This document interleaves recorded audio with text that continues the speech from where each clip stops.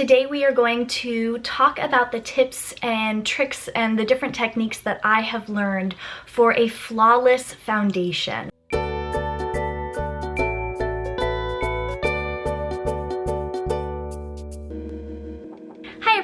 Welcome back to my channel. My name is Natalie. If you're new here, I make videos about lifestyle and beauty as well as some mommy vlogs, and today is the next video in the series that I am doing called Beauty Basics. I've been really enjoying doing this series for you all. I've gotten great feedback from you, so thank you for that. This is really helping me hone in my own skills on the different techniques in makeup application. I have an eyebrow tutorial that I did as the first installment in this series, and if you're curious to see that, I will leave the link in the description as well as the cards of this video. But without further ado, let's hop into what it takes to create a flawless foundation, my tips and tricks, as well as how I mix my foundation with a secret ingredient to keep my skin nice and clear of breakouts. What I always do as a first step to prep my skin is to either just wash it thoroughly in my shower in the morning, or if it's later on in the day and I want to just make sure that there's no oils or dirt trapped in my pores, I will use the Garnier Micellar Water, the sensitive variety, just to make sure that all of that gunk is taken out of my pores and I am having a nice fresh face for my foundation. I believe the best start to any good foundation routine is to make sure that you have really good, clean skin. Most skin types do really well with a primer. The idea of a primer is to smooth out your skin, to minimize the look of pores, and to help your foundation last a little bit longer. And getting to know your individual skin type is going to be a really good idea. So I have combination skin. Parts of my skin are really oily, other parts are super dry, and I have dealt with that my whole life. So one of the primers that I really like the best is this Reviva Labs makeup primer. It's paraben free and just a pea-sized amount taken onto my fingertips and rubbed into especially the T-zone of my face really helps my makeup last all day long. Now if you're like me and you have some breakouts and blemishes on your face, I actually like to conceal those before I put my foundation on.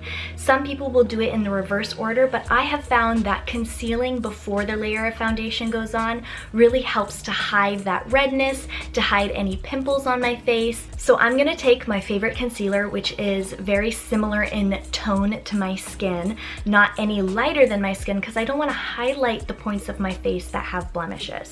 So I really love the Maybelline Fit Me concealer. You've seen me use it before here on my channel.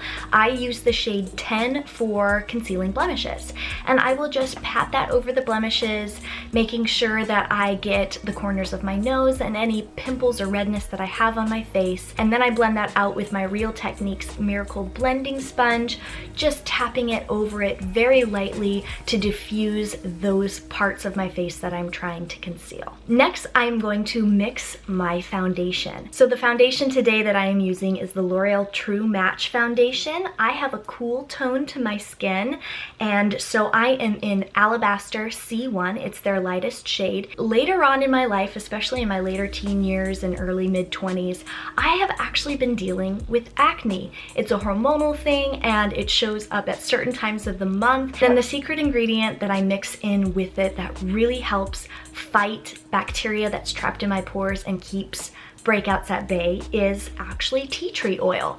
I shared this so long ago in a video that I made over on my vlogging channel. I got requests for my everyday makeup routine, and this is what I have been using every day in my foundation for years and years. I didn't used to use the Young Living tea tree oil, but I have actually seen better results with this brand because it is such a pure grade.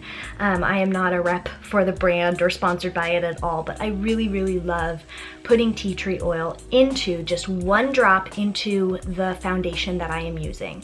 And because I am mixing this foundation, I actually use the lid of an old powder that I had to mix it together. I mix it into this little pan using a flat foundation brush. This one is from Real Techniques. And once that is thoroughly incorporated, I am going to spread that evenly on the center of my face.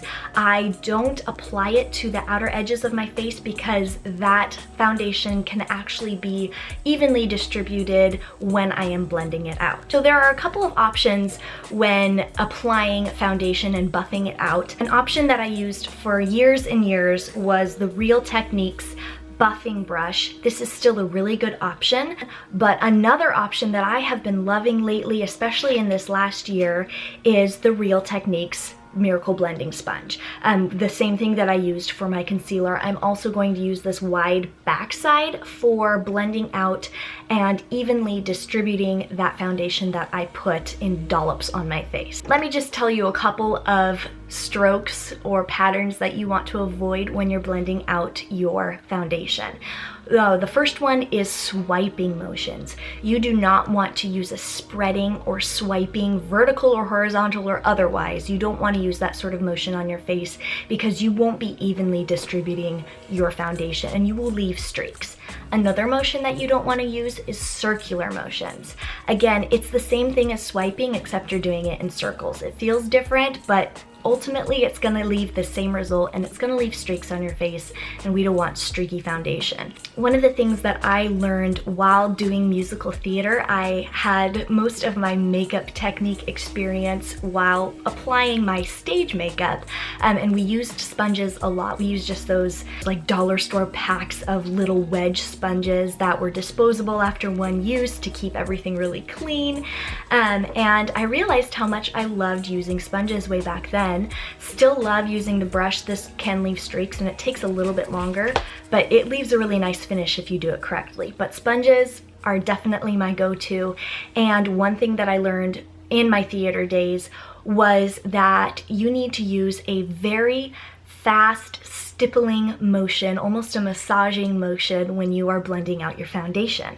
So rather than swiping and rather than circular motions, you are going to just pat very lightly and rock that sponge back and forth over the areas of your face.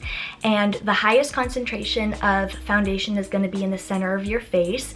If you're anything like me and you have breakouts and things you are trying to conceal, the center of your face is definitely where the concentration of those problem areas are. So you want to make sure that you are patting in, really patting in that foundation, and then airbrushing it, just kind of feathering it out to the outer edges of your face. A couple of areas that you're really going to want to pay attention to, a couple of areas that can definitely be a stumbling block when it comes to applying foundation, is your jawline, your hairline, and then over closer to your ears. These spots can get really easily missed because when you're focusing on the center of your face, on your problem areas, you forget to make sure that the edges of your face are nicely blended. So spend an extra amount of time making sure that you're taking that foundation back underneath your ear, down underneath your chin and jawline. Sometimes ladies will even blend it out down on their neck. Again, feathering it to make it lighter as you go. Up in your hairline is really important. The spot that I always miss is right here by my ear, kind of in my sideburn area, and then onto my ear. So you don't want your ear to appear a completely different skin tone or finish than the rest of your face. So I always make sure that I bring it just a little bit to my ear over here, and again, feathering it out so that it fades nicely and everything looks flawless and there are no harsh lines of demarcation or streaks. Now that my foundation has been evenly distributed and buffed out all over my face, another step is to just go in and conceal my under eye area and to highlight the parts of my face that I want to bring to the forefront of people's eyes. So I will use actually a lighter shade for this. Lighter shades get noticed more. That's why we didn't want to put those lighter shades on our blemishes. We don't want our blemishes and imperfections and bad texture on our face to be noticed. So I will take this lighter shade in, again, the Maybelline Fit Me Concealer. This is the shade 15 Fair, and this is lighter than my skin tone. To conceal under my eyes, I will draw, you've probably seen it before, this classic triangle shape. This makes it so the eyes don't have just a half moon moon sort of half circle little lighter spot, but you take that lightness, that highlight under the eyes, you lift the cheekbones, and you make the eyes look more awake and fresh and ready for the day. So drawing those triangles under there and highlighting the rest of the face. Next, I will take it down the bridge of my nose in a very thin, skinny line that will help to make my nose appear thinner.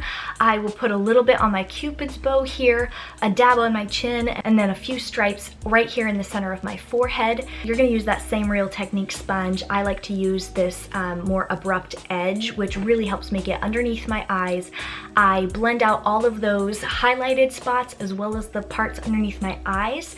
And when I'm working underneath my eyes, I will blend it out one eye at a time and then set it with powder. So the powder that I am using today is this Wet n Wild Coverall powder in the translucent shade, and I will use a small setting brush from Real Techniques. You can tell I love Real Techniques. Very affordable, really high quality brushes, and they clean really, really well.